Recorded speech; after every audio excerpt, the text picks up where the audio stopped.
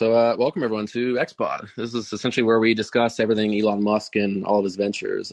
Today, we're here to discuss the 2021 Tesla shareholder meeting. This will be sort of less of a formal chat and more of just like a popcorn style, laid back discussion. We encourage anyone that has any thoughts or questions or whatever to share them with the room, and we'll sort of discuss it.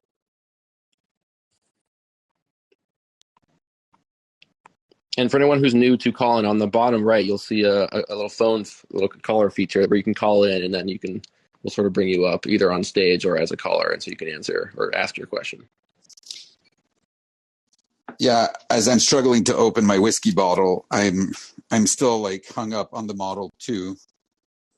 The entire dodging that Elon did. Yeah, that was like a tour de force, but I think that means I was hoping the person who asked the question wouldn't have called it the Model 2, because I feel like we would have gotten a better response. But maybe I'm wrong. or something. I felt like he didn't want to respond. I mean, yeah, we know now that Model 2 is not a car. He said that on Battery Day, though.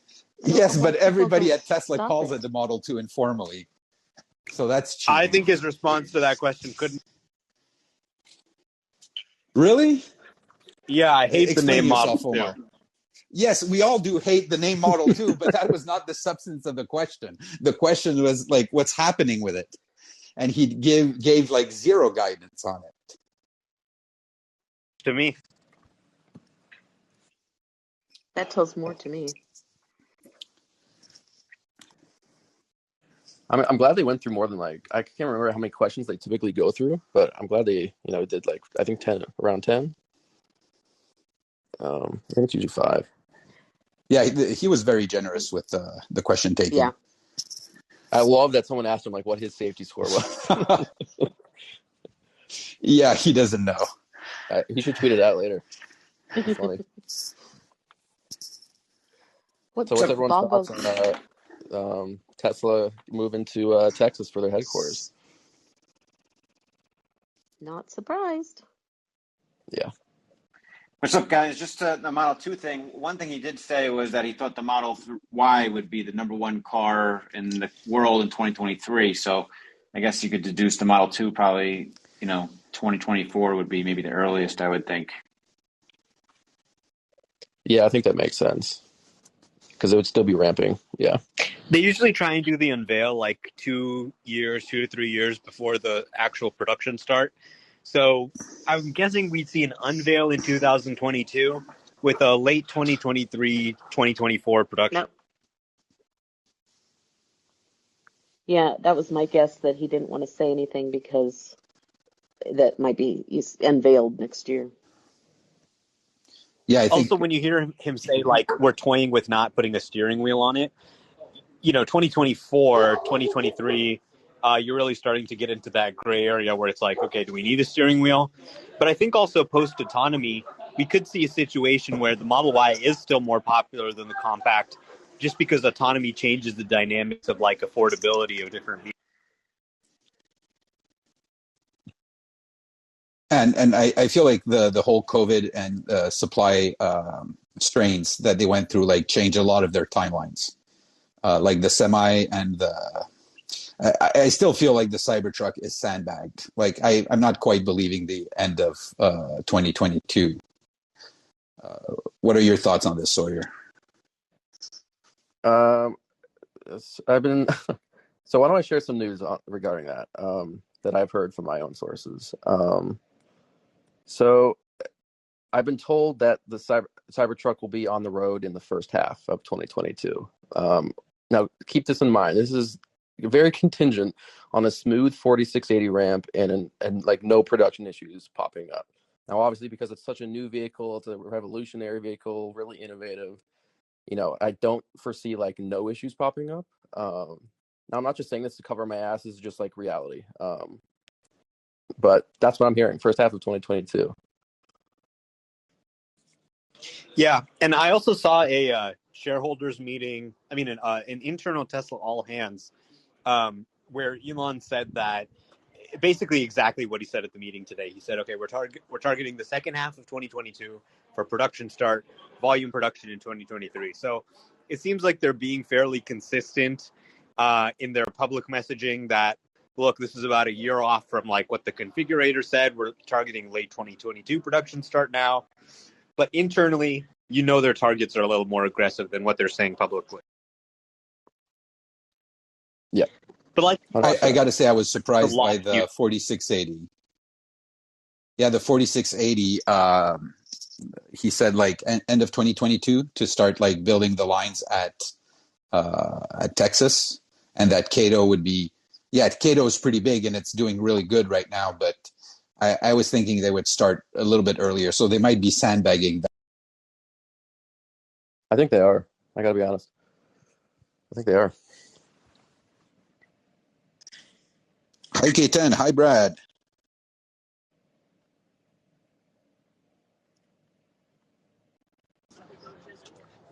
How's it going? I'm at an event right now, so I can't talk too much, but good meeting.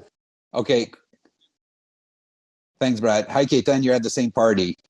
How many tequila shots are you in? we're gonna leave the party so we can talk on this.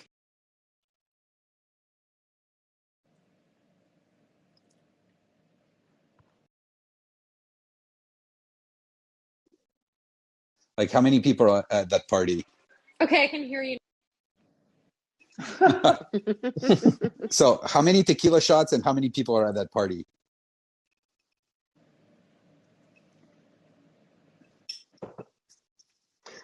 I guess they can't hear you.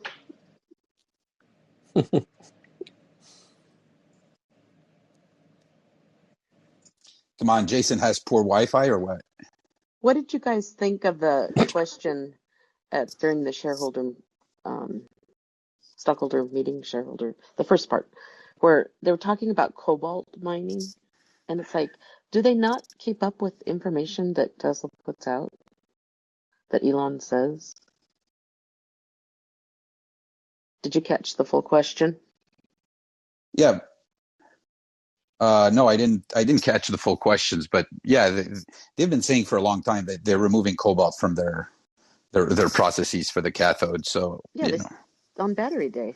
Yeah, I got to say, like, I really like at the very beginning, the chairwoman saying that this caught my attention when she says this is only the beginning. That really like gave me goosebumps. Am I coming? Yeah. Do you want to bring my I see we stuff? have a. Go ahead, K10. I have a hotel like 5 minutes away. What's that, aimed here or somewhere else? That's a good question. I think everybody at Jason's house like is overloading his Wi-Fi. Everybody's on its smartphone and on calling and everything. It's like, yeah. I see some callers calling in. If you guys come or get called in, be careful not to hit the hang up He's just button. You gonna gotta drop hit me the off. unmute Well, button. we're just gonna go for now, and if I come back. Yeah, we gotta do. So I want to leave my stuff. Be around though. Not yet. Just for the. All right. Yeah. Just Fine. just for Colin. We're coming back. We're coming back. It's just all right. in the Good Colin. time. We'll be back. But I don't. Okay, do you guys, your thing? Yeah, you guys are on If she has her mic off, why? There's a bug. Okay. So we got callers. Yeah, it's not working for some reason. I don't know. So Emmett, go ahead. You can unmute yourself. Can you guys hear me okay? Oh no, there's another Emmett. Oh. The other Emmett. Sorry. Yeah, let's hear it from the other Emmett. 2 T's. Hey everyone. One thing that stuck out with me is when the question about the new gigafactories being announced was that both Berlin and Giga Texas have a lot of ramping to do. And I'm suspecting they'll wait till they have all the lessons learned from getting over 1 million vehicles produced at each factory, at least reaching that capacity, because I suspect they're going to learn a lot in the process of getting there. And once they have those lessons learned down, then it would make sense to start building more factories. Because if we can do 3 million in Austin and 2 million in Berlin, that's several years of growth and ramping. My AirPod case is in there. Okay, I'll stop over there. Yeah, I mean, I think that makes sense. I mean, I don't think it makes sense to, at least from Tesla's standpoint, I don't know if it makes sense to have a ton of new locations when they can really just build upon the existing locations. And I think that's probably the direction they'll go, and that's sort of what Elon sort of hinted at. But yeah, I think they have plenty of room right now with the current factories, and they'll sort of just learn from it, as you said, like they did with Giga Shanghai. They took the learnings from that, and they made Giga Berlin and Giga Texas better. And I suspect, whatever expansions that they'll do, they'll sort of do the same thing. They'll take what they learned from Giga Texas and Berlin, and they'll just keep iterating. Sawyer, I have a 4680 question. I heard a rumor that they've decided to use the high production model that's working at Cato Road with the high yield. Galley said they're over 80% successful yield, that they're just going to say, all right, we're going to scale this and take this to Berlin and take this to Texas because it's working. Have you gotten curve rash yet? I'm gonna sell it. As I know you opposed, are. K10, your mic's open. Do you know that? Sorry, go ahead, Yes, Emmett. okay. That the issues they were having, for example, the caking and trying to scale up the size of the equipment, they've opted to instead do that. Just take the existing equipment that they know what the yields are going to be and just expand that. Is there any truth to that? Or Actually, Alex, I think you'd be able to decipher that a little bit better than I could. I know. I need a car Yeah. wash. Can you wash my car later? Yeah. All right. See if I can remove them from speakers briefly. Yeah. Before we hear something we're not supposed to.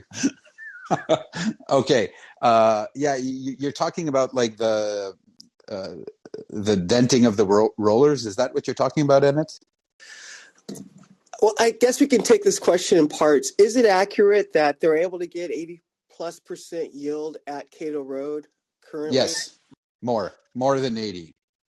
All right, beautiful. So with the equipment and the form factors that they're able to get that high yield, the rumor is they're just going to take that scale of equipment and take that to Berlin and take that to Austin, as opposed to trying to make bigger rollers and dealing with those other issues that they were having. I'm trying to get clarity on that.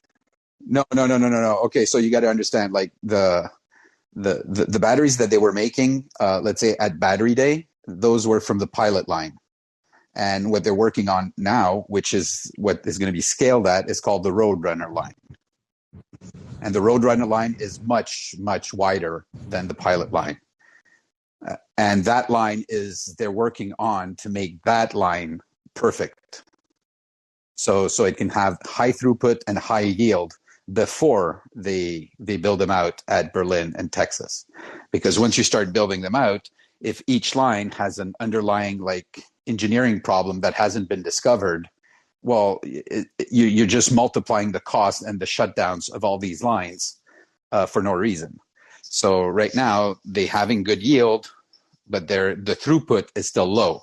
So they're going faster and faster, and to reach a certain number I can't tell you. And as they're ramping, they're discovering little issues here and there, which they're fixing successfully. But yeah, they're not going to install pilot lines everywhere. They're going for the Roadrunner lines everywhere.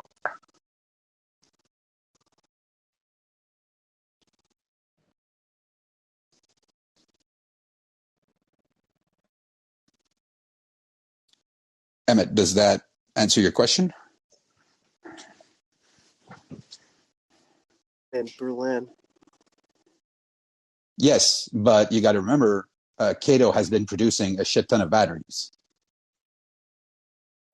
And it still can produce. If I remember correctly, Elon mentioned that the Cato Road, even though it is like a pilot facility or an R&D facility, it's still like going to do 10 gigawatt hours per year of capacity. So it's not, like peanuts. It's not like a little lab. Yeah. No, 10 gigawatts is great. In fact, I think it'll be a while before the production out of Texas will be able to reach 10 gigawatts of Exactly. So they'll be using the batteries. Like the batteries are not scrap. Like you said, the yields are good, but the important thing for them at Cato is like getting a perfect Roadrunner line that can have high throughput, high yield, and that's highly scalable. I think one of the words was used, hyper-scalable, which means it's like plug and play. You put these lines and there's no troubles, as little human intervention as possible. If you listen to the podcast we did called 4680 Production Update, you'll see the metrics that they use. We mentioned them. And this is what they're working on like right now. This is an every day they have a task list of what they're working on and fixing and discovering, and the next day, and so on and so forth.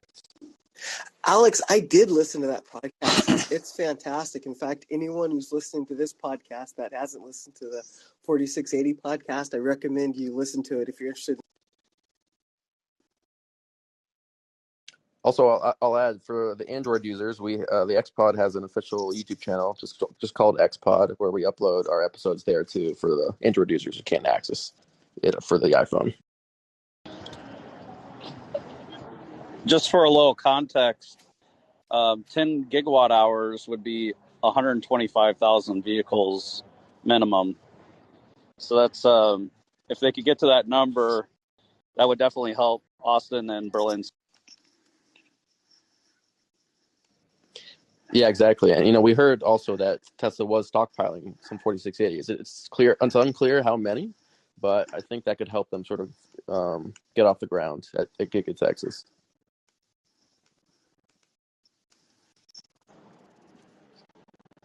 Exactly. All right, I think we'll take the next caller. Thank you, Emmett. Oh, is it? Yeah, it's Ricky, the animated Star Wars, Tesla Wars.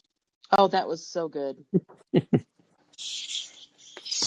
Hey guys, why is that muting? Can you hear me?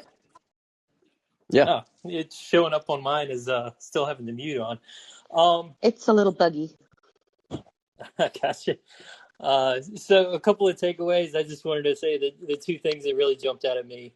AI Day was a success. I mean, if you look at the metrics of how many people applied afterwards, that's how it was a pretty big deal. Yeah, that was our goal. I mean, that was the whole thing, was to essentially get more recruits, and it seems like it worked. Yeah. The other thing was that, talking about the rise in the price of the cars due to, the supply chain problems, he actually mentioned that they were flying parts around the world.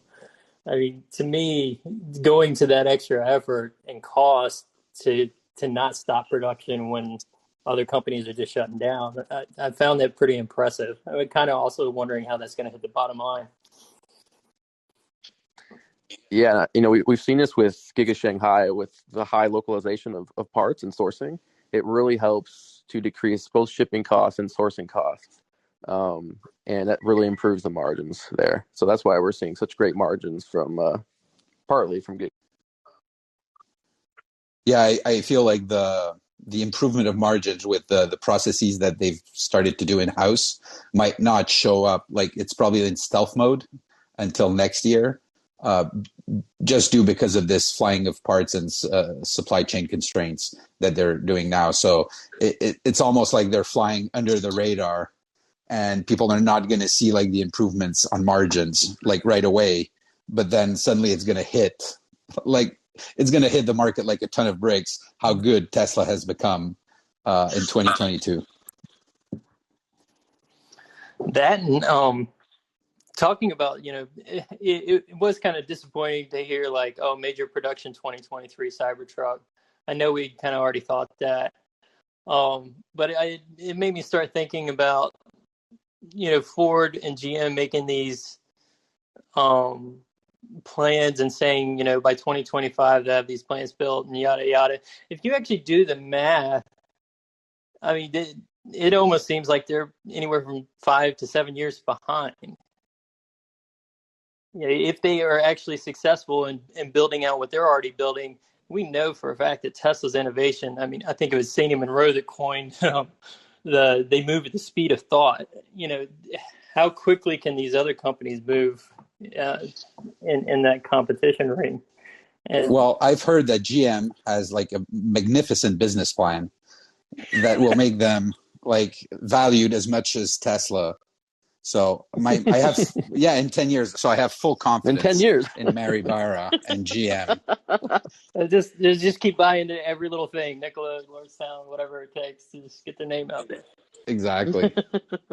Oh, by the way, I just noticed we have Sean Mitchell. How you doing? First time on calling? Yeah. So what do you think of the shareholder meeting?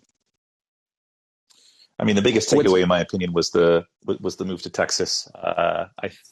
I had some insight into that. At least I expected that to come based on some things that I had heard. So I'm glad they're doing it. Hopefully, it gives Tesla some more leverage in Texas as well in terms of selling all sorts of vehicles to the state as well as the central part of the U.S. So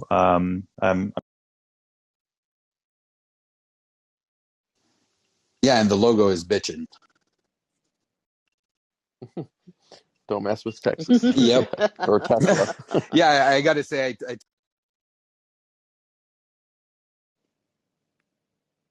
We lost you, Alex. oh, am I muted? Sorry. No, you're good now. Oh, I'm good. Yeah, I got to say, like, I took a little notes, and Elon mentioned at some point that Shanghai was low drama, and that was a little shot. Oh, we lost you again. Little shot at what? A little shot at Fremont. Jesus, what's wrong with the? The mute button's messed up today. Yeah, a lot of bugs tonight. Yeah, I don't know if it's me because I updated to iOS 15, but yeah, no bueno. There was an update on the app, and I noticed a lot of differences. Yeah, I updated. Maybe I shouldn't have. Cool. If anyone else has any questions, feel free to call up and to ask away.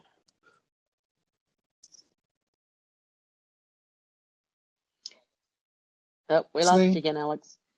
You're very... Wow, this is okay. I got to keep an eye on the mute button. When they said that they're going to increase Fremont by 50%, I don't know how they're going to do that. But I got to say, like when he talked about the rocket equation, I think Emmett mentioned how they're going to, wait to see what kind of upgrades they can do in Berlin and Giga Texas before like landing on a new site.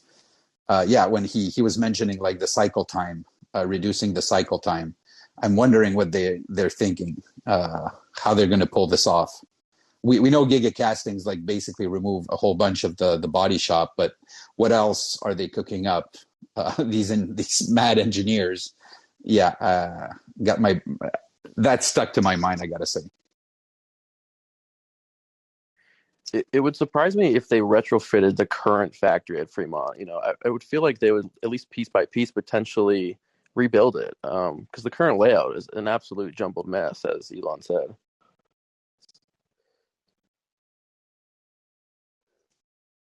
Yeah, and you can't do everything in tents, So I don't know how they plan to do that 50% increase. But you got to know they're working on something. Yeah, they have it planned out. I'll take the next caller here. Thanks, Ricky.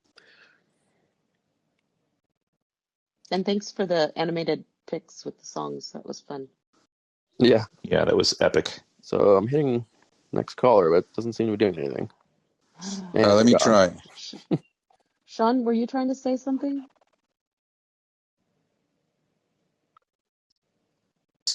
Maybe. I was just affirming that it. Yeah, that was good. While we're waiting, do you guys know if Elon's planning to be at the GigaFest on Saturday in Berlin, or what are you guys? Have you guys heard anything about that? Is he going to present there? Anything? I don't know if he's going to present, but I believe he tweeted out that he will be there. So, but if he's there, I'm assuming he's going to speak because, Yep. why wouldn't he? That's what I heard too. Yeah. He should be there. All right, let's see if it works. Yeah, the tents and the lights we saw today they looked awesome. Giga Berlin.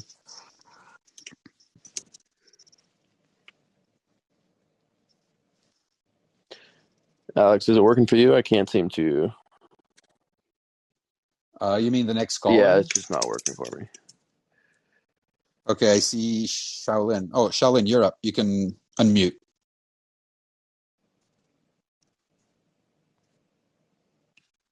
Maybe. I've gotten like 15 DMs from people having issues.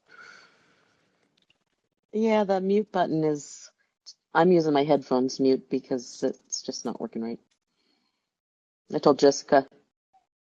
Yeah. Where's David Yeah, Sachs? I can't exactly. hear him. You got to unmute yourself, If you can. Shaolin. Yeah. Well, we had, oh, there he is, David Sachs. Come on up. We had Axel earlier, but He probably doesn't want yeah, to now. exactly. Probably on here as a burner account, listening to see if it's okay to. No, Yeah. there's something with the latest update that's making it a little less stable. Phone is also Oh, he getting is there. hotter. Mute buttons. Hey guys. Oh, really? Hey, David, Hey, welcome thanks to for the having stage. me. Yeah, there is. They're having some changes going on. Ooh. Hey, can you guys hear me? Yeah, we can hear you. Yeah. Yeah. I Yeah. can't see you, but I can Yep, hear you.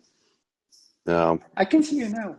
Yeah, there's definitely some bugs going on. We have a new version coming out imminently. Oh, now I can see you and I can't hear you. Oops. Yeah, the app just cut you off. But this is Like early days, guys. We're sticking with it. it was, So yeah, it was doing that to you, Alex. That's why I Yeah, kept telling sorry. you. This is unusually buggy. I don't know what's going on. There is a Yeah, it's big been doing real good. there's a big there's a new version of the app coming in the next couple of days. So a lot of bug fixes are coming. yep. Yeah, Cool. because it's We'll be on the been lookout for Well, it. pretty good. David, do you have It any is an thoughts on the? impressive app so far. Yeah. Yeah, I just tweeted some. Texas's gain is California's loss. This is obviously a huge win for Yeah. Texas. It's a disaster for California. I mean, they had in California the most important company in the clean energy space. And so you have the government, particularly federally, but also in California, spending billions of dollars to be on the forefront of clean energy. And they're creating all sorts of grant programs to stimulate manufacturers, specifically of EVs, to come to the state. And they had the premier EV company in the state. And then you had politicians in California just drive them away. I mean, you had Duane Gonzalez, the Speaker of the House, tell Elon to F off in that tweet. Well, he listened. He listened. So that's why he left. And now California's lost this unbelievable opportunity. And the I crazy would thing is, too. you had Governor Newsom go out and say, hey, Hyundai, I hope you're listening. We've created this $250 million EV grant program for you to try and attract Hyundai to come to the state to make their EVs. Well, I mean, really, we're going to kick out Texas. Sorry, we're going to kick out Tesla, which we already had, in order to pay to replace that with Hyundai. I mean, have you guys heard of any EVs that Hyundai makes? I mean, do they make a quality EV product? I mean, does it even remotely compare to Tesla? It's crazy to me. No. So it's just crazy to me. I mean, Well, we know how much hate No. Elon gets. yeah, Yeah, I don't think you want to get on Elon's bad side. Like that F off. Like he had enough. And well, and it wasn't just a war of words. They also locked the doors of that Fremont factory. yeah. You know, it was like a local county health inspector or whatever who just shut them down unilaterally, even though in lots of other parts of the country they could have stayed open, just maintaining protocols. But that wasn't good enough. Yeah, that whole thing was a shit show. And he's Yeah. too involved. He put too much work in there. Like when you hear him, it's like he's sleeping in the factory. You take that kind of stuff like personally. And yeah, I'm super glad they're in Texas. I'm glad they're not also leaving California completely, but moving the headquarters. That's a big signal, I think, for the future. Right. They haven't shuttered their factories here, but what they've indicated is that the future growth of the company is not going to take place in California. It's going to take place in Texas and other places. So what California has done is sort of shoot themselves in the foot, and that future growth is going to happen in other states. Yeah, low drama states. Yeah. Well, a former governor of California who became president, Ronald Reagan, once said that the philosophy of government is if it moves, tax it; if it keeps moving, regulate it; and if it stops moving, subsidize it. So we've moved. I mean, that's basically the three phases that California went through with Texas, with Tesla, is they essentially drove them out, and then once Tesla indicated they're leaving, they're now trying to subsidize other EV manufacturers, manifestly worse ones that make worse products, to come to California to replace them. It's it's insane. Anyway, I know you guys aren't here to talk about politics, so but you asked me what I thought about the California thing, so I'll leave it at that. Yeah, we're here to talk about whatever.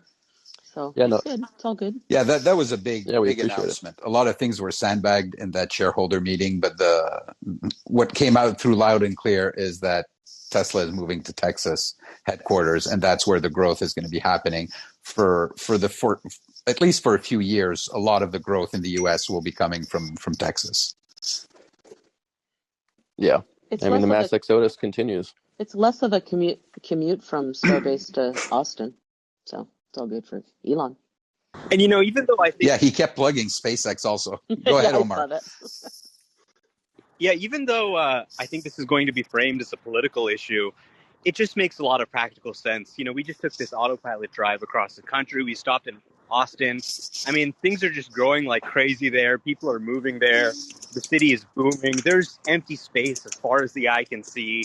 Low taxes, low cost of living for people who want to move there. Regardless of the politics, it's just a great, great place to be and be expanded.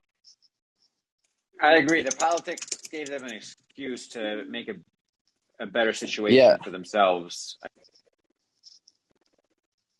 the only question now, I think, or one of the questions is, does the Texas government or officials allow them now to sell and deliver directly to customers? Will this move encourage them to finally make it available? Hopefully. The law has to change. No It's got to kidding. change first. So hopefully this gives them some more leverage. I really do hope that the law changes this next legislative session, which would be 2023. So they've got another shot at this. Hopefully more electric car makers get behind this as well and dump a bunch of lobbying money into it. But law's got to change. Yeah, definitely. I And I would. think this is where you kind of see some of the 4D chess of the move for people who know about really the Texas oil boom and how Texas industrialized. It was really driven by, the discovery of oil, refinement, all that stuff. This is really the oil industry's stronghold. You've got, I think, Exxon headquartered in Houston, so much of the industry in Texas. It's a political stronghold for them, too, which is part of the reason why Tesla can't deliver cars. Tesla setting up, becoming a big employer in the state, having a voice, it's going to make a lot of difference on a bunch of different issues, including being able to sell their cars in the second biggest state in the. Also, it's a question of religious liberty at this point. Religious freedom. As a there's a lot of follower of Christianity in Texas that should have the God-given right to buy a Tesla, and get it delivered to their door. John, Silicon Valley, and Dave and K10, I all invited you guys up if you want to come up and join us. Yeah, I'll also add that it's. Yeah, me too. It doesn't work. I tried and she couldn't get out. I'll also add that it to that point of religious and political freedom. This should be a choice of every Texan to be able to select how they want to purchase their car, and it's asinine that largely this is influenced by the Auto Dealer Association of Texas. And I had some experience, fortunate or unfortunate experience in Colorado, heading up against the dealer association there. And they are sly and crafty, much as you would expect car salesmen. And they've got a lot of influence in the political realm. So I think Tesla moving to Texas makes a ton of sense in that way to hopefully help. Now they become a constituent, right? They're a business constituent in the state of Texas. They're headquartered there. They're producing vehicles there. My hope is big employer. Absolutely, yes. Yeah, both for SpaceX and Tesla. I think Elon will be able to pull like both set of strings. Yeah, I mean, I think with California, as much as I love California, pretty much being not necessarily born, but pretty much raised here my whole life. I just know that unfortunately the way that California is set up, it just sucks the life out of businesses really growing and scaling. And Elon mentioned that, right? It's hard to literally scale a business in the Bay Area. I'm surprised they even had the factory here. I mean, obviously they took it over from Numi, but like and Toyota, but it's insane that they've gotten to where they have, literally probably in the most expensive place to literally build or to have a factory and to build cars. So it makes complete sense. It sucks that it got political, but I mean, you got to do what you got to do, and whatever's best for the company is what they're going to do. Yeah, but I'm wondering, like, could Tesla have had a start the way it had in any other state than California, like early days? Like that's where they got the most support. Like, Probably not. So there's that too, right? Because as far as even the Bay Area, it's probably one of the most progressive, places in thinking. It's definitely one way thinking up here, in my opinion. But I definitely, because of the EV movement, I mean, sure, you probably could not have sold as many EVs because I think for a while, I mean, the Bay Area was, they were the top seller or buyer for these EV cars, especially in the early.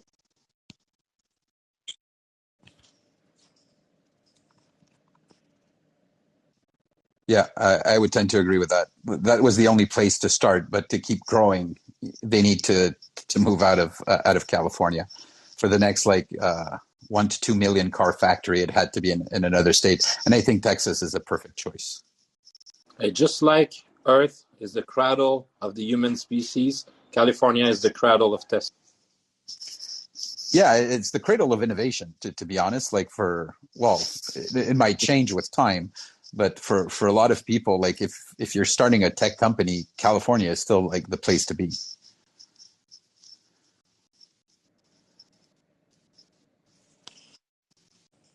I mean, Tesla started in a place with more brilliant engineers than maybe any other place in the software industry. This next phase is about building millions of autonomous electric vehicles, and Texas is the perfect.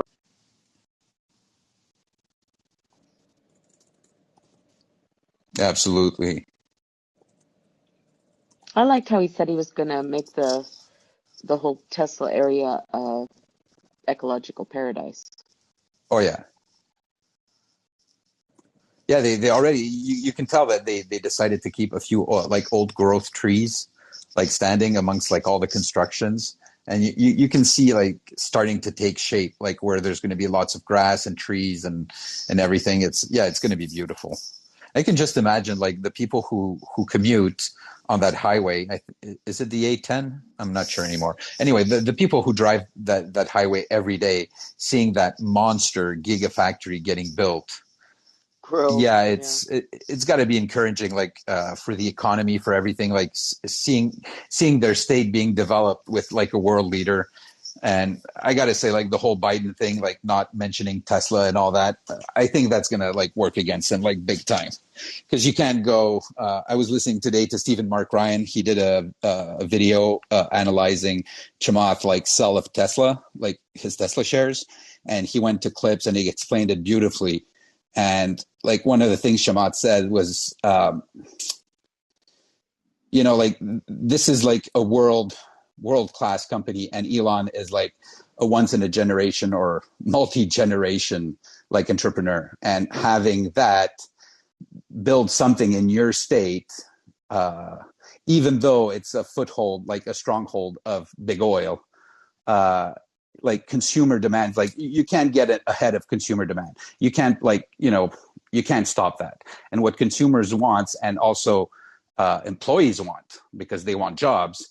At some point, like the tide is going to be unstoppable. It's going to be a tsunami, and whoever stands in its way is going to get like rolled over.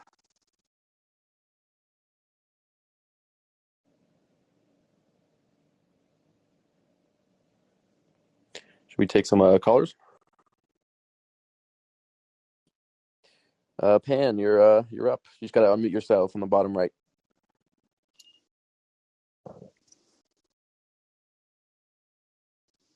Pan, you there? We'll take the next caller. Jose, you're up.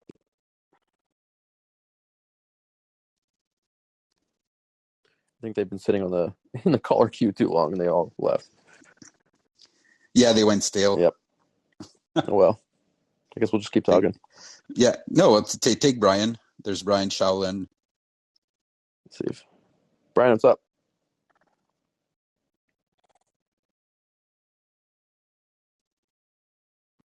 I got to say, I appreciate the support. Like, we have 173 people in this room. Like, I really appreciate people like joining us and sticking with us.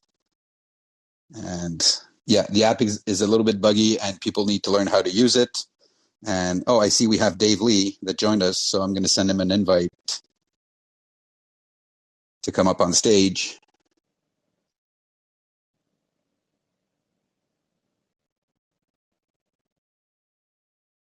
And we have Noor. Noor, can you unmute? Yes, I don't know if you can guys hear me. Yes, we Okay, can. thank you. First, thank you guys for everything you do. I really follow you guys, and it's really take a lot of work and effort. You keep posting us, update us with everything. I really enjoy it. Thank you so much.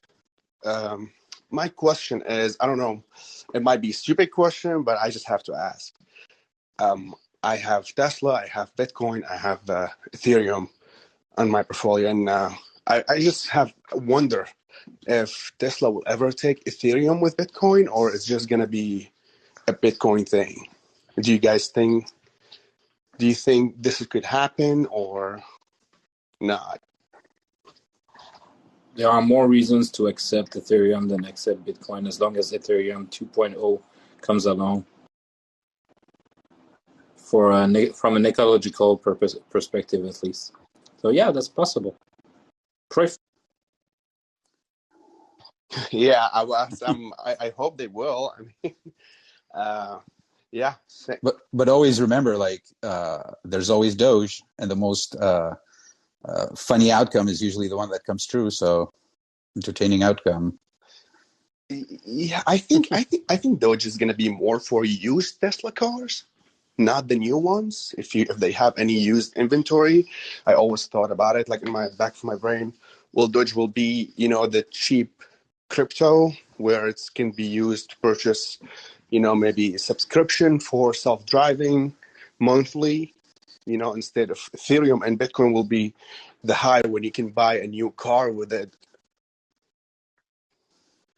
We never know, but just so we're making it clear, we're not giving investment advice here. We're just all speculating on what might happen. So, No, you're not. well, we have the Pope of Mascanity with us, so maybe things are being foretold, but we can't tell if they're being foretold. So, Yeah, I never make an investment advice. It's always religious advice. You should buy Tesla or religious. Religious purpose. Of course, I do have Tesla, but I like to have all the, diverse my portfolio, make sure I have so many things on it. Well, thank you so much, guys. I really appreciate your time. thanks a lot. Thank you. Taking the next caller. Ricky, you're back. Yeah, I just wanted to let the other callers know coming up that because of the changes on the app, even though you unmute down at the bottom, the mute symbol will stay on your picture until you talk. So that might be some of the confusion there. Oh, thanks a lot. So don't pay any attention to the mute symbol on your picture. Just keep going, and it'll unmute if you're unmuted down at the bottom. So if I got you correctly, like, focus on the mute symbol that's on the bottom right of your tray, and don't look at the mute symbol that's next to your profile pic on stage. Yeah, it will stay Okay. muted until you actually speak. Oh, that's cool. Thanks a lot, Ricky. Going to take the next Yeah, no one, problem. Brian. Let's see.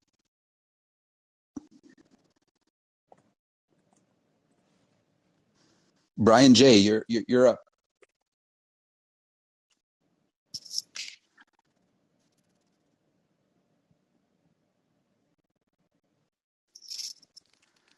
So unmute and start speaking. Okay, there we go. App wasn't refreshing. Sorry about that. So anybody's opinion on Tesla doing in Texas, the deal that they did, I think it was New Mexico with The Indian reservation.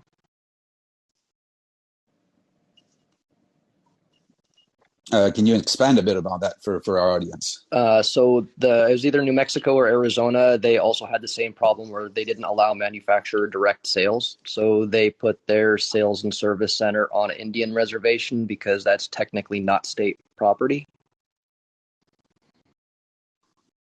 Oh, I'm not familiar with that. Sean Mitchell, do you have any insights into that? Yeah, it was New Mexico, and they did indeed do that. I don't know the details of how they made that work, but I thought it was just a stroke of brilliance that they just side skirted the The whole yeah. issue. I don't expect that to happen. In fact, please correct me if I'm wrong here. If anyone knows more than I do, but I don't believe that Native American reservations are an option in Texas. We have them, so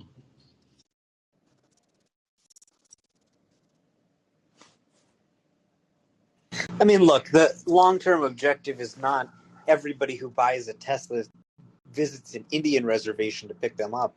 They want to be able to deliver it to your house or have you pick it up in your neighborhood. And I'm confident that with the headquarters in Texas, with them building a factory in Texas, what is the Texas legislature doing if they don't allow Tesla to deliver cars in the Yeah, it's quite a large state. Yeah, I think Tesla would be better served, as well as their customers, if they could just have the ability to do direct sales. My guess is it's going to look a lot like some of these other states, like what they did here in Colorado when Rivian went in. They negotiated a deal which the Auto Dealer Association was on board with, where any new automaker who's only selling electric vehicles can sell direct to consumers. So they kind of handcuff the traditional automakers, and I think that will in turn long term end up fucking these traditional automakers, because they're going to want to sell direct eventually too. But what I expect to see is some sort of bill that allows automakers only selling electric cars to. Oh my God, Sean just dropped the F-bomb on the podcast. Am I not allowed to? Am I in Yes, trouble? of Are you going to course. kick me out? No, but like Ross Gerber dropped it on Yahoo Finance today, and now you're dropping here. Yeah, but it's perfectly fine. Yep, there will be a highlight. Yeah, there will be a highlight of that post. Just say 10 Hail May and you will be forgiven. Okay, so Shaolin, you're up as the next caller. Hey guys, thanks for the show. I'm just curious, I missed some of the meeting. Did they say anything about the stock split? Yeah, no stock split. Oh, okay. Shocker. No dividend. Love the go. Yeah, Yeah, no. I would have been shocked if he had said anything about dividends. Like they have so much growth ahead of them, and Yeah, that company is like so innovative that the return on capital much better to invest it in Tesla than to give back money to shareholders or buy back stock. Seriously. Well, in the stock split, they're not going to announce something like that until it's close to actually happening. So, Yeah. Yeah, it's not like Elon will be like, "All right, we'll do it tomorrow." Yeah, it will take time to plan. Okay, so next caller, Usman. Let me get you up.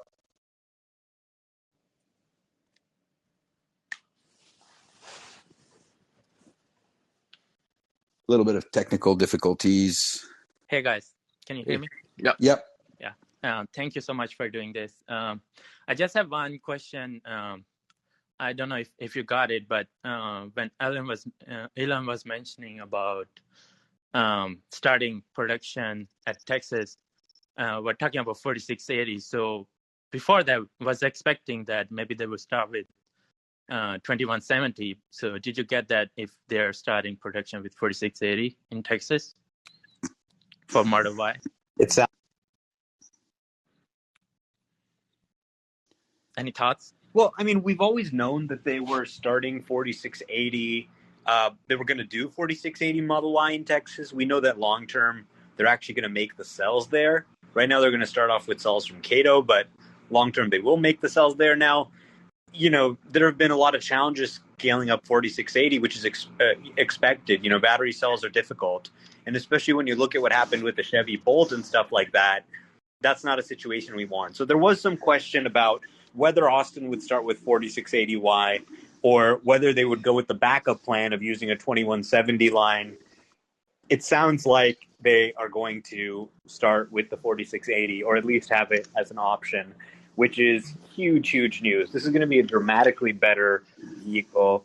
And when you hear kind of like some of the rumors about the air suspension and the things like that, we're looking at a Model Y with maybe 400, edging up to like 500 miles of range. So this is going to be a dramatically better. Yeah, thank you. I'm very excited for that. Thanks. Bye. Okay, David, you're up. Okay, can you all hear me? I think I got it working. Yes. Okay, excellent. Thank you so much for putting this together, and thank you to everybody who shares so much in this community. I feel like I've learned a lot about, obviously, Tesla, but investing. And I hear, the community talking a ton about, obviously, Tesla as a business, and then some of the forward-thinking concerns around meeting supplies and that kind of stuff. And I'm wondering, I'm doing a lot of research in the battery materials arena. So that's lithium, nickel, cobalt, manganese, on down through various cathodes in the future. And there's a lot of alarm bells going off amongst that community about the potential to supply.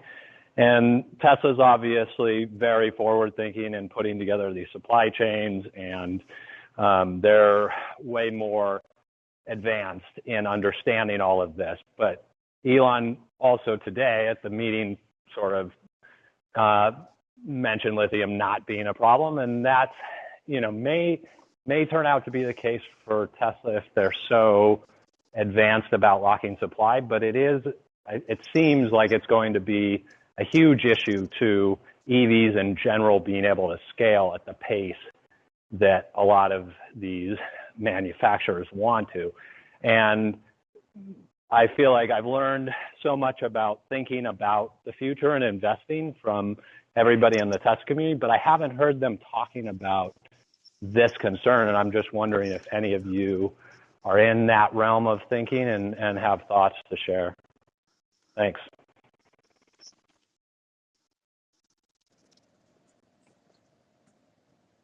Yeah, the supply chain is always going to be like, because you're mining like raw material, there's always going to be a lag, because setting those things there's a long lead time for them to become like productive.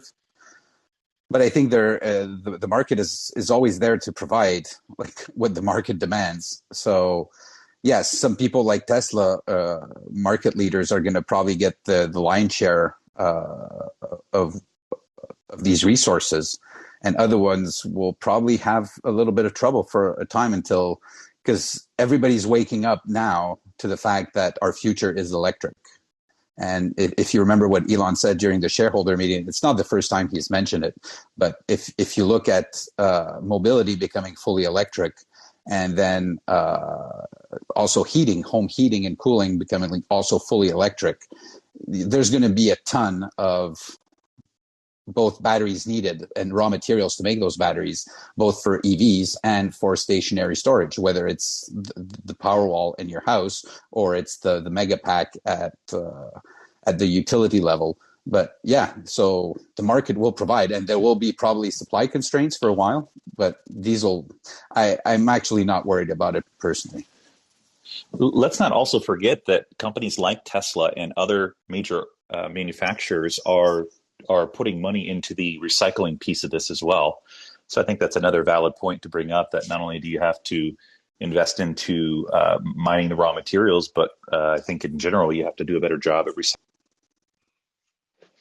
Yeah, absolutely. Elon actually mentioned like batteries are high grade ore. So it makes all the sense. You wouldn't find such high grade ore anywhere else than in a battery. So the cost of recycling makes so much sense compared to like mining new materials. I think And on battery, they even mentioned that they were going to mine if they needed to. They had the property to do it.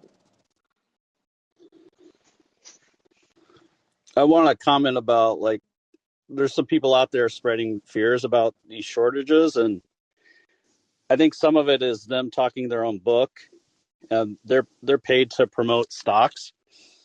I'm not going to name names of these companies, but I think things are going to be fine if we look at Battery Day.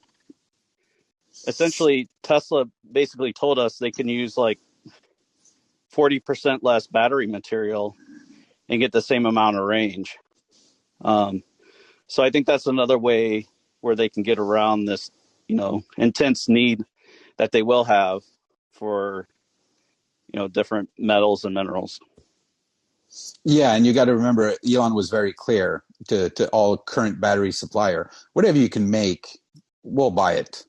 So it's not like the Battery Day in 4680 made by Tesla is going to put anybody out of business. Like they're going to buy everything that the market can output for the foreseeable future.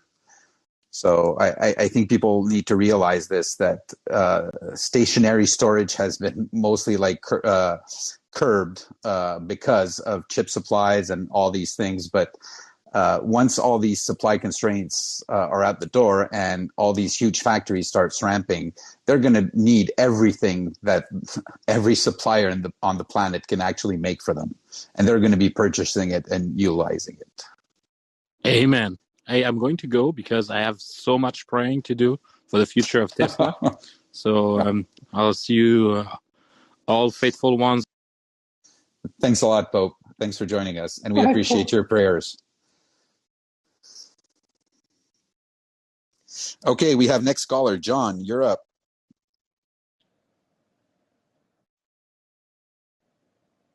John, you're up. Unmute and speak. Going once, going twice, and we're back to Jose. Jose, you're up. All right, let's see if it works this time. Thanks for putting this together. Elon said that it takes about a year for a factory to ramp to capacity. With Berlin and Austin coming online, any thoughts on what that ramp looks like? Is there any production out of those factories this year, Q4?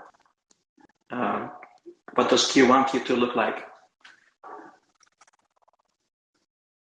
Well, ramping and starting production, like you start the ramp by starting production. So ramping to full capacity, like Giga Shanghai, takes about a year. So production will start end of this year, beginning of next year. So by end of 22, there should be at full production of the capacity that's installed there. But do you think we start with small number, 10,000 units this quarter? It always starts with small numbers, and this is where it's the most unpredictable. It's at the very beginning because that's where you have to fix the most issues.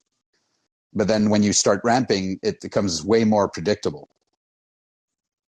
So, it depends how many new innovations they put into these factories. Like we know there's like a whole new painting system in both factories. They'll probably get a lot of support from the manufacturer of that paint shop. But, everything needs to be ramped. And these things, like usually you go slow to find all these bugs and fix them. So it's hard to predict like the initial numbers that are going to come out of these factories. But I think a lot of people don't realize is that Giga Texas is so huge. A lot of sections are already set up and already doing trial runs, pre-productions of the Model Y. So it's like a well-kept secret what's going on in there because we can't see it anymore because it's all walled off. But yeah, it's working in there.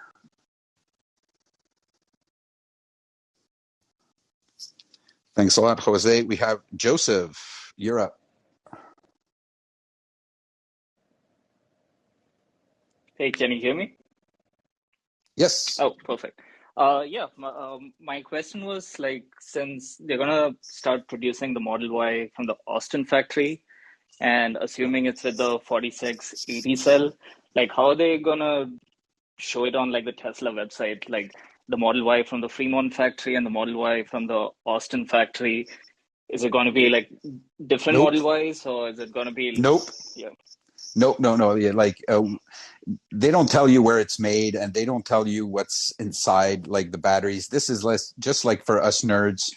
We want to know what kind of batteries are in there, but for the regular consumer, like first of all, they don't care. They just look at the car, the range, the price.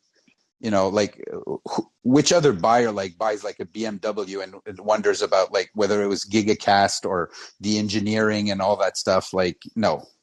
So and Well, I think it's the there will wrong be some move. functional differences. Like, I think the new Model Y is going to have more range, potentially up to 50% more range than the existing models. And it'll be better in some other, more subtle ways as well. It'll potentially have a faster charging time. So I think what I would expect to see is the existing Model Y become the standard range Model Y, and the other Model Y come in at a higher price point because, they're going to be basically shipping these 4680s from California to Texas. The margins are going to be a little tighter as they're ramping up production, starting negative and then moving forward from there. So I wouldn't be surprised to see them kind of say, okay, this is the long range or the long range plus Model Y. It now has, 450 miles of range or something like that. And it's going to be a little higher price point. And we're dropping the existing one a little bit and calling it the standard range. Omar, are you proposing that the Model Y would have a higher range than? Potentially, those vehicles would be moved over to 4680 as well. But, the range on those vehicles is pretty good. The Model S is at 405. So it does seem like they're prioritizing the Model Y for 4680 over the S right now, given that they don't have too many cells. I think it's more important for the Model Y, the Cybertruck. No, but I would agree with Omar that depending on what technology is being used in each Model Y, they might change the variants, but they're not going to advertise this is like a 4680 cell Model Y. You know what They're I not mean? going to Like, call it a 4680, no. no, And they're not going exactly. to call it. They're not going to call it an Austin either. They're Yeah, just going to say this is the Model Y, whatever. And let's say they called it, for example, Long Range Plus or something like that. They would probably eventually make Long Range Plus Model Y in Fremont as well, and maybe make Standard Range Model Y in Texas. So, I don't think they're going to let people pick where it comes from necessarily, but they're just going to route supply to where. yeah, absolutely. Ricky, you're up. Hey guys, first off, I didn't comment back earlier, but thanks for being good sports about the animation thing. I didn't. You never know how those are going to go over, so thanks for being good sports about that. Yeah. It was a lot of fun. The more I got into it, the more I I started think it's giggling. It's hilarious. like, okay, I have to put this out. Uh, second, Yeah, you're blocked now. second, I kind of took that interpretation from when he was talking about they didn't think that these cars needed over 400 miles. So even though, like, if we think back to when Battery Day, they said that they could get more range out of their batteries, I think that would mean a smaller pack size with the excess never really going over 400 because of the amount of people that would never really drive more than 400 miles in one sitting, especially if they can get the charge time down and increase their infrastructure with the charging stations. So, I mean, am I like going to eat my shorts on that and say, do I disagree with it being over 400 miles? I just think the battery pack size would shrink and they would try to keep it anywhere from 350 to 400 miles. I mean, does anybody have any other, like maybe the Cybertruck would definitely need more range because it's going to pull, but the smaller cars, not so much. Yeah, in general, I would agree with you. I don't think Elon wants to do like over 500 miles of range right now. I think they just want to put less cells into each car. That way they can make more cars overall with the new 4680s. Obviously, long term, probably they'll bump it up, over 500. But as Elon said, like 400 is like more than enough for most people. So yeah, Yeah, and you got to remember, like you need to remain like competitive with the market. So if the market goes higher, you need to yeah. to provide those ranges. But if the market can't isn't even there, why would you offer and destroy your margins like more and more range?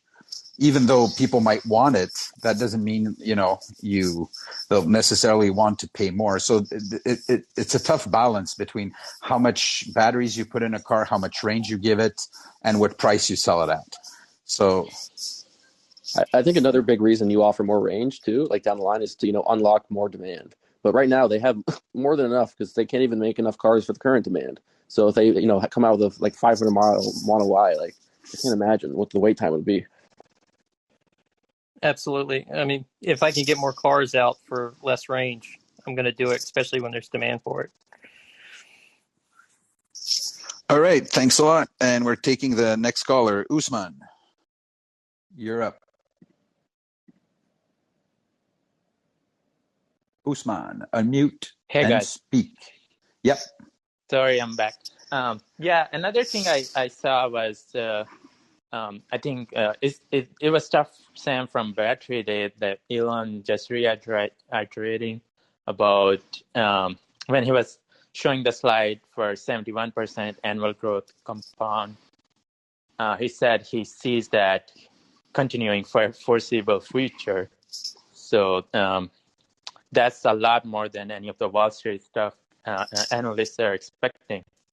Do you guys think that's what we're going to see? I would say so. Like I'm not. I don't think we have an inside look exactly at the supply constraints that they're facing now, but I think Elon is confident that it'll work itself out during 2022, and yeah, I see them being able to ramp significantly and maybe even above their guidance. Yeah. They definitely showed it this quarter. Yeah, this year it was probably going to finish very, very strong. So Yeah, that would bring 10 million cars very soon, Yeah. like in 4 or 5 years. Yep. Yeah. Well, their aim is 20 million, and like Elon mentioned, the current production is around 100 million a year, and so that would be like 1/5 of the world production of cars would come from Tesla. And I don't see this as being like unbelievable Yeah. or unrealistic or some wild dream. Yeah, this is what they're aiming for. And I think they'll get there. You got to remember, like the manufacturing, he's been hammering on that like for so long. Like Tesla's moat will be manufacturing. It will not be like necessarily EVs. Of course, they're ahead of the curve from everybody, from efficiency, from battery production, and their vertical integration and vertically integrating everything they can. So they have those efficiencies. But the manufacturing, I think that Elon is and the teams are, like rewriting and the book on that. And yeah, I see a lot of interesting stuff like coming out of Tesla, and I sure hope that one day we'll have like a Tesla manufacturing day. Well, they'll give us a little bit of insights of what they've been doing. Yeah, I've been asking that for like about a year now. Never got a response from Elon, but fingers crossed, maybe one day. Yeah, I love that how confident he is when he says that about manufacturing and his goals for the cause. I love that. Thanks, guys. That's it. Thanks a lot, Usman. We have David. You're next.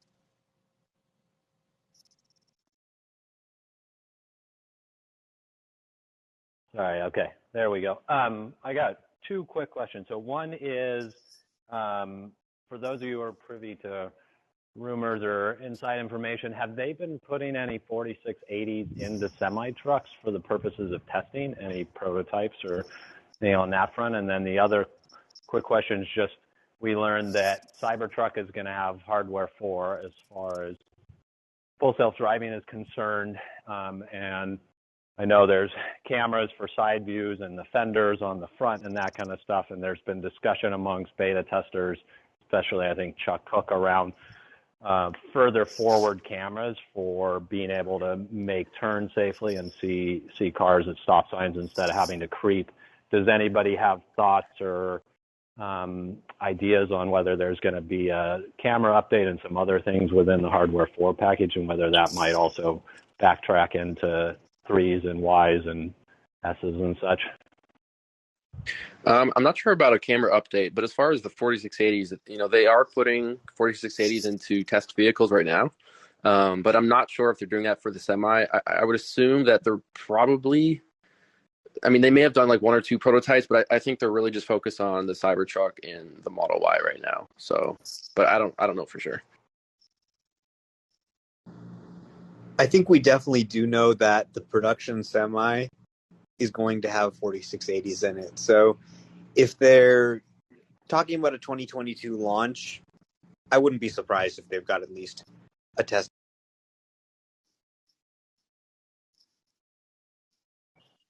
Yeah, outside of the production, like the most like time-consuming thing of these batteries is actually testing them out in the field. Like they do some aging, like in the factory, like in the production facility where they manufacture them. So they do like room temperature aging and high temperature aging, and these processes are basically made to make like defects detectable, because by doing these cycles, they generate like small defects tend to grow and become detectable. But aside from that, the real like acid test is basically putting them in a vehicle and charging them and going on the road and going up a hill and drawing huge amounts of power and then bringing it back and analyzing, what's going on. So it makes sense. Right. Which is why the semi. Yeah, exactly. It would be a perfect platform. And on top of that, like we know some of the batteries, like Sawyer mentioned, a lot of them are being stockpiled, but a lot of them are also being shipped to labs for actual testing. So there's these cycles of testings that labs are known to do and provide like results to the manufacturers on their batteries. So I'm guessing they're going on many fronts, and I wouldn't see them like not having, like Omar said, like 1 or 2 semis with 4680s. Right. I just thought someone might have had a more concrete, somebody mentioned something more concrete. So, and what about on hardware 4? What are your thoughts? Any of your thoughts on 4 that? 4 is an interesting number for Cybertruck, but aside from that, I don't think we have more info on that. Yeah. So we're going to take the next. Here's what we know about hardware 4. It's going to be a 5 nanometer Samsung process. So the current chip is 14 nanometers. So when you have, a shorter distance, the electricity can move faster, the chip gets faster. So it should be, roughly 3 times faster, which is going to be great. And have a lot of new functionality. We know it's going to have a new set of cameras, probably higher resolution, and any associated changes they want to make there. I know some people have been debating about whether some changes would help. If there's anything they want to do, they'll do it in that hardware 4, and that'll debut with the Cybertruck in the second half of 2022. And until then, we'll be using hardware 3 for at least the next.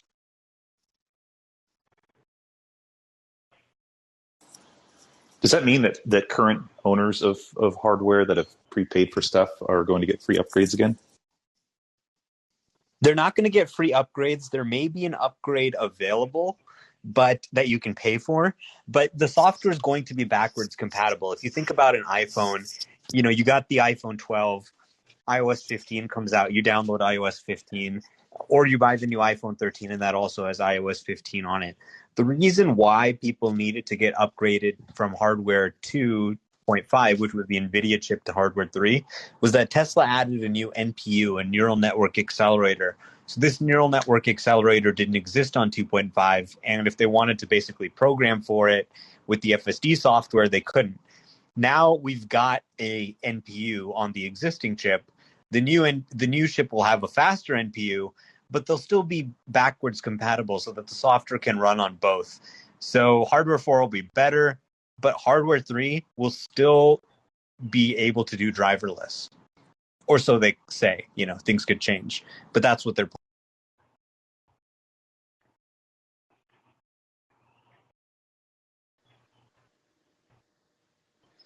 I got a question, Alex.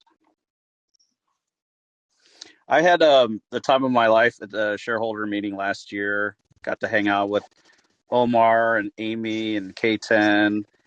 And I think it'd be cool if we could somehow do an in-person get-together around shareholder meetings. Maybe Tesla's going to keep doing a virtual thing. I don't know, but hopefully not. I hope the virtual thing, this is the last year of virtual stuff. Yeah. Because everybody wants to also visit Giga Texas. Like they're going to be visiting tomorrow. Is it tomorrow or the day after tomorrow? Giga Berlin? Yeah, 2 days from now. Yeah, everybody's going to want to see Giga Texas. So I imagine like future shareholder meetings is going to be open to everybody. But I agree with you. Yeah. And Amy and I should be able to be there. I don't know if she can speak, but she's Amy Sober. I think so shy. Doesn't want to unmute. She's probably screaming at her phone right now. Just yeah, probably. But that would be fun, Bradford. It was fun on Battery Day. Okay, so VI. Yeah. Hey, everybody. Yeah. I just want to express my appreciation to this whole group and community. Over the past couple of years, been following you all and helped build a lot of conviction around. I've invested initially in Tesla probably 2015, but just a little bit. And then within the last 2 years, with all your help, have kind of put in a lot more. And so it's great, and thank you all. And I wanted to share some insights. I just had a Powerwall and solar, Tesla solar installed last 2 days in my house. 16 kilowatt system, 2 Powerwalls. They did it in a day and a half. The crews were really good, very professional, well organized. Because, everybody kind of talks kind of trash about Tesla solar sometimes. Like, I went through Costco, I did the whole comparison shopping and everything, and they were quoting me like $80,000 for the same system. Tesla's was $50,000, and that's before the federal tax credit. So net $13,000 off of that. And all the competitors are saying how, well, you can't go with Tesla because their customer service sucks, and what if their product breaks? I had none of those issues. It was like clockwork. The crews were well led, well organized. The lead guy, his name's Eric, showed up 7:30 a.m. The crew was done in a day and a half, and I'm on like 100% on solar every day. Since yesterday, and it's been clockwork. So I just want to share that, and I'll be sharing more down the line in terms of how the system grows and expands and how I use it. But I'm super happy, and I just want to say I am in the North Dallas area. With what happened last winter, I just had to kind of protect my family, and I didn't want to buy an old dirty generator and all that to kind of keep, to kind of, prevent any kind of power outages or kind of deal with that. So, happy to answer any questions, anybody on Tesla solar, but I have, multiple Teslas on order, getting ready to kind of take delivery of Model Y as well. So just want to share that feedback. And by the way, the crew, they're all vested in stock options. I talked to them. They're growing about 50% year over year. And they have a team that does the electrical work, one that does the roof. And then the day after they were done, They have a quality control guy. His name's Matt. Showed up today at my house, climbed up on the roof, spent 30 minutes checking the quality of the work, asked for my feedback, and it was all good. Like, they have their kind of act together and it's super organized. I'm super pleased, and the system worked flawlessly. I mean, I only lost power for about an hour when they switched out the meters, but once they put in the new meter, I was literally up and running within a day and a half. So super, yeah. That's So I just amazing. Wow, wanted to that's kind of share that with this Yeah, community, and if you guys have any questions, I'm happy to answer it.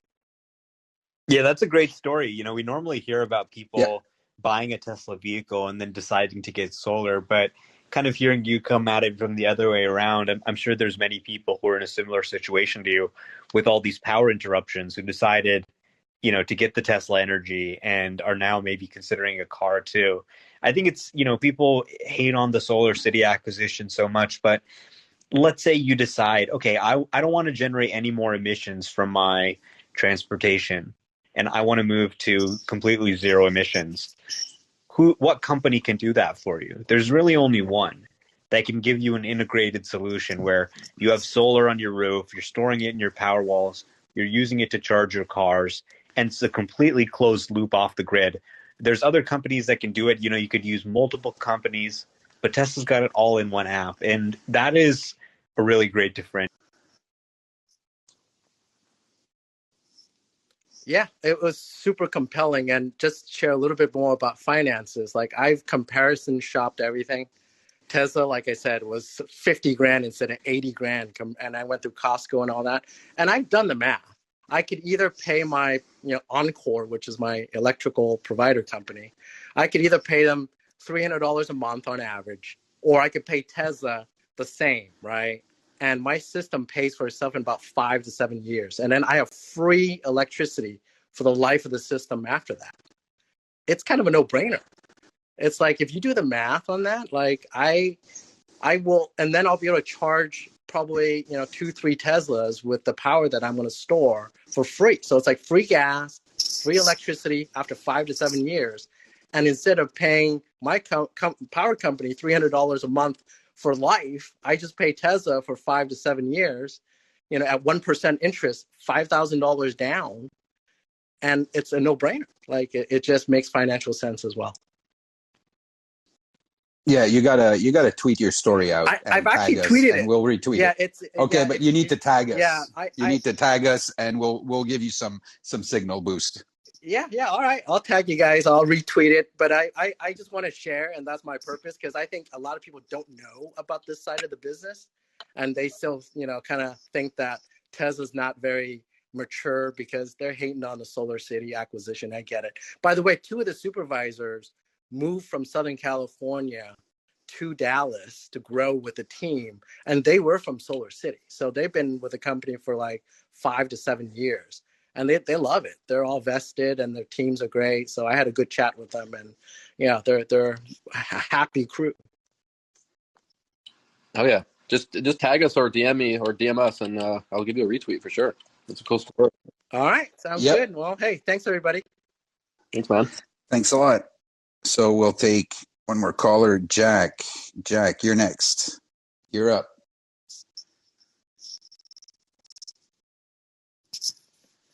Hey, can you hear me? Yep. So good to meet you guys. Sawyer, I know I messaged you recently. Alex, I think you and I have actually been back and forth a few times a while back. I really just want to introduce myself to you guys. I've seen the community for quite some time. I work at a financial firm in New York City now, but I worked at Exxon for about 7 years, and I first bought Tesla shares back in, it had to be 2013, 2014, whenever they IPO'd, obviously. But I was my main goal was to pay my student loans with them, and obviously it exceeded that particular outcome. But I was always very impressed by the community on Twitter and things like that. I obviously, due to my new job, have to be a little bit mindful about what I do and don't talk about, working in the financial sector and such now. But prior to that, I'm an energy guy by trade, and I'm a chemist by training undergrad. I was a chemistry major, and now I'm doing an MBS in sustainability. And when you start looking at the consumer becoming the utility and the utility becoming the consumer, I just wanted to reiterate on here to everybody that when that paradigm breaks and you calculate, let's say, the monetization of the arbitrage of electricity back and forth, even if you take a very, very small percentage of it and you distribute that across the grid, if Tesla or any utility has any brains, that's $1 trillion, bucket of money to pool into. But then also, like, it just makes sense to do it that way. Like, why would the old archaic way of having a utility distribute to hundreds of homes miles away, rather than the home, the microgrid distributing sideways to each other, really just made sense so much time ago. And it's wild to me that it's actually taken this long for us to do it. And I could see why, right? There's obviously forces working in all directions. But to put in perspective, like, Exxon was the earliest people to do hydrocarbons, right? And to really understand that system so well. I mean, that didn't do well for anybody, unfortunately. It did improve the quality of life, and, it was what was available at the time. But I would see Tesla as probably the earliest paradigm shifter of the electricity distribution and storage, space.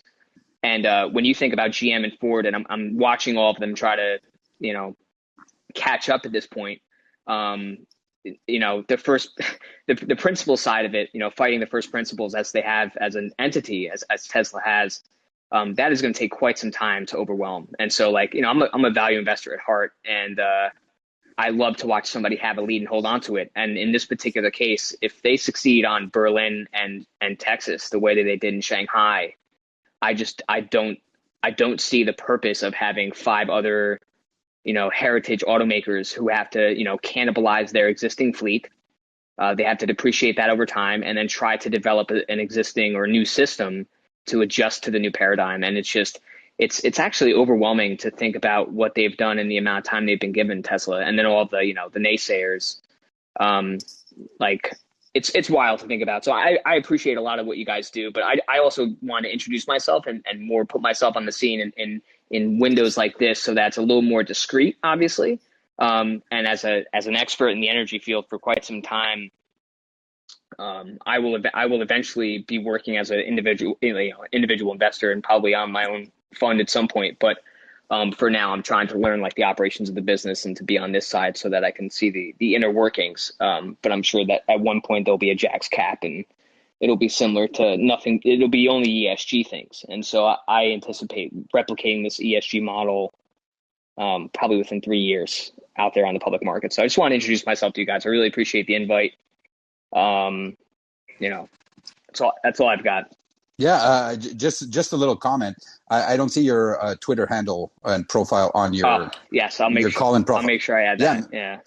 Yeah, and like Sawyer mentioned with VI, just don't be shy, tag us, DM us, and we'll give you some signal. Yeah. And we're curious to read to see your insights on how this all develops. Absolutely.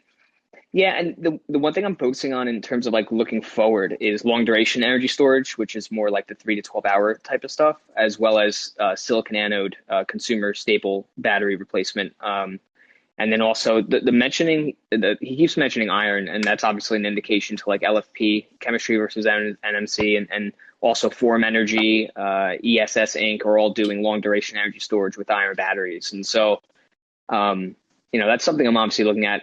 Tesla doesn't do long duration. I mean, they do in the case that their installations could last 10 or 12 hours, but I think it's going to be really important that they, those systems will work well, but I think they have just enough of a sandbox to own the 0 to 5 hour, which is a great market to be in for their product,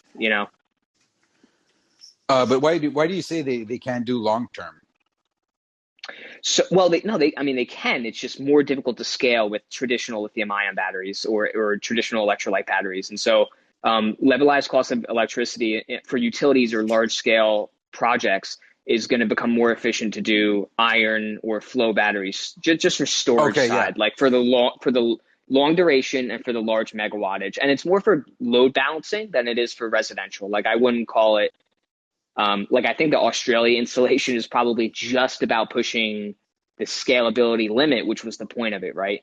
But I think that now that flow batteries they're starting to monetize those patents in ESS and in EOSE and Form Energy, et cetera, I think that creates a good division. I hope one day that Tesla does get into the long duration energy storage market, because It's economic. It's more economic than I would have thought by this point. And I would hope that they would purchase somebody who does it because they have all of the manufacturing know-how, like you guys have been saying. It really would make a lot of sense for them to get into it. And it would kind of allow them to own the 0 to 12 hour storage market, which is very sizable if you look out 5 years from now. When you look at the problems with the grid and what they're seeing, and when you displace, utility gas, natural gas generation for electricity, let's say that, let's say they own 5% of that market as it depletes from natural gas to renewable sources, that's a lot of money. So like it would be very beneficial for them. Jack, what would be an example of a long duration battery? So essentially you like in concept.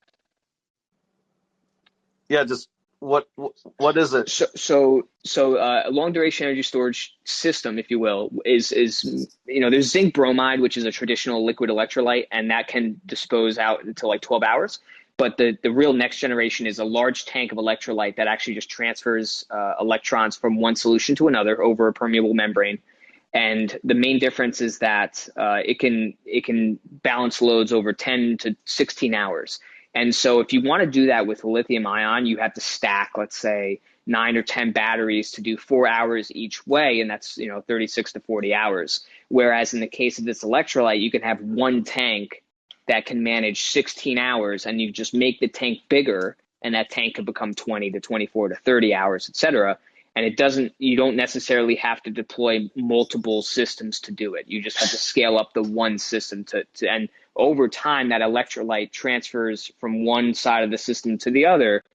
And that would be, more efficient for the 12-hour time than running through all of the lithium ion systems over that same duration. And so, when you look at the levelized cost of electricity, it used to be way higher because people were focusing on vanadium oxides for flow batteries. But since they've switched to iron, the cost of the system is way lower than they would have thought. And that's now competitive to the lithium ion cost.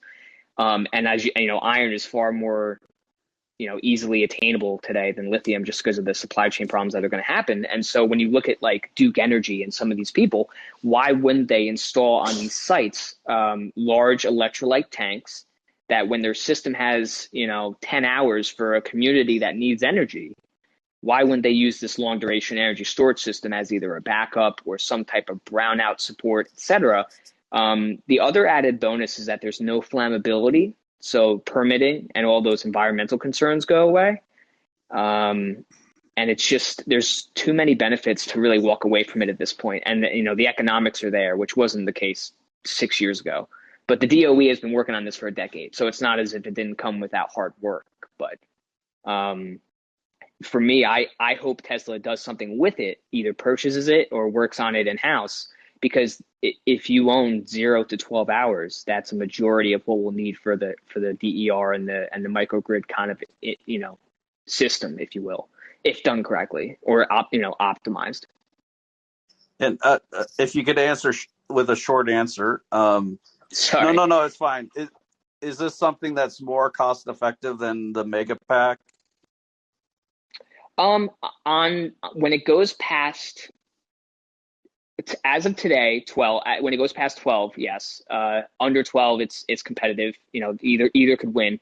But once you get past the like 10 to 12 mark, it's the levelized cost of electricity is lower. Like you wouldn't use this for residential though. This would only be for like utility commercial scale. Cool. Yeah, that's interesting. Yeah, they're at about 80. The cheapest I've seen was $80. Where I think the lithium, when they do the lithium, it's about 100. I think I've seen 70. On permitting, I've seen 70. I don't know if that's the end cost of it, but on the permit, they said 70. So it's definitely down there. And, the materials are going to change. If they do like an organic membrane, it's way lower, but nobody's actually patenting that yet. Yeah, but make sure to tag us or DM us your tweets when you come out with information. I'm curious, and we'll give you a follow and a little signal boost and look into that. Sounds interesting. All right. Thank you. Appreciate it, guys. Thanks a lot, Jack. Have a great night, man. Alex, good to see you. Sawyer, Bradford, Amy. I'm sure I'll try to meet up with you guys at the next shareholder meeting if I can. Yeah, and K10 and Omar, don't forget about them. Yes, and K10 and Omar as well. Sorry, I didn't scroll down. Good to meet you guys. Have a great night.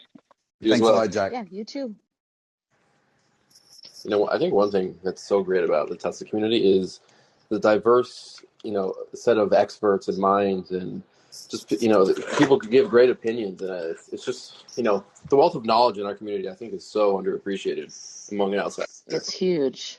I Yeah. gotta say, like the Stephen Mark Ryan video about Chamath went into that. Chamath actually mentioned that on Twitter he got so much knowledge from experts. Yeah, I really recommend that video. Well, everybody knows who Stephen Mark Ryan is, solving the money problem. But yeah, he did an analysis on, I think, from 2016 or 17 videos from Chamath, and yeah, he said some pretty smart stuff. Worth listening to. Definitely. So we've been going for about an hour and 41. Maybe we should call it. I think we've had a good discussion. Yeah. Unless anyone else has anything to talk about. Call now or? Yeah, I think we're going to shut it down. Omar is going to be opening another room Okay. just to chill. And okay. So yeah, go ahead, Sawyer. Cool. Yeah, well, thank you everyone for joining and listening. You can follow our Twitter handle to get updated for future episodes, which is @officialxpod.